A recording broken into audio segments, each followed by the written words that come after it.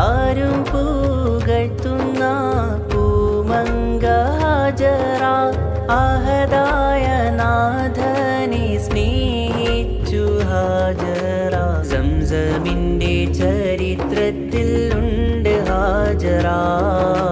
സഫ മർവ കഥയിലും ബീവി Hajara.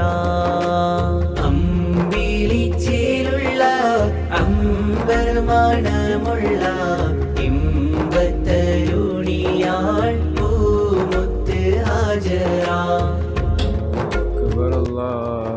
أكبر الله أكبر لا إله إلا الله والله أكبر الله أكبر ولله الحمد. Zamzam കണ്ട് അതിശയം പൂണ്ട് ഹാജറ.